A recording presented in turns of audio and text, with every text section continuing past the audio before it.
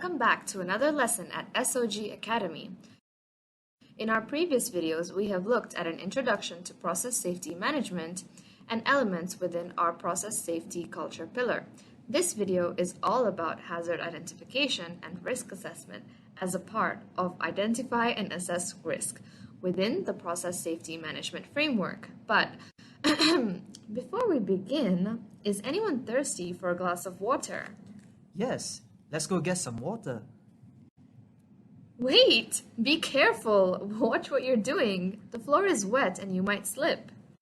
Oh my goodness, thanks for letting me know. I would have had a major fall. The consequences of that would have been very severe. Wait a minute, did you just identify a risk? Well, not quite. What we just identified is a hazard. The puddle on the floor is actually a hazard that could have potentially hurt you. Actually, a hazard is either a source of potential damage, harm, or adverse health effects on people, environment, reputation, or assets under certain conditions. So, what is a risk then?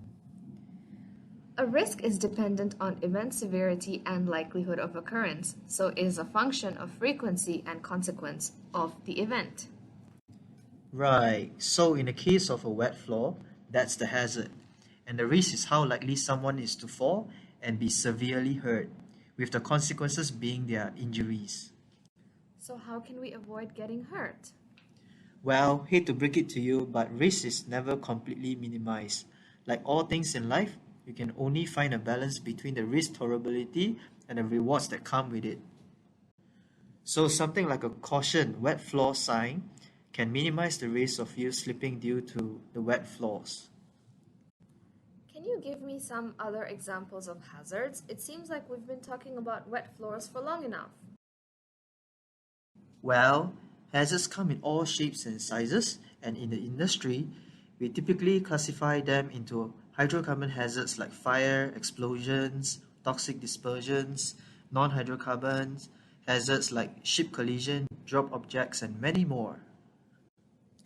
Now surely it must be overwhelming to come up with risk reduction measures for all these hazards. How do we go about it? There's a key element to this, and that's the risk assessment.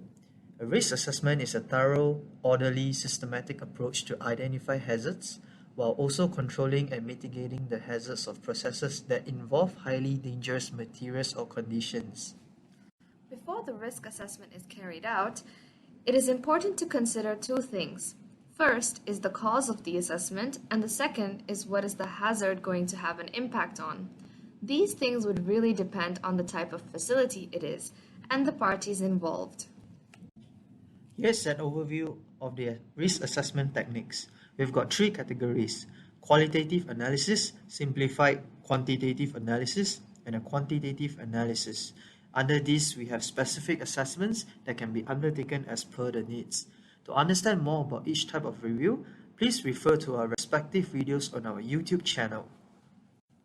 Thank you.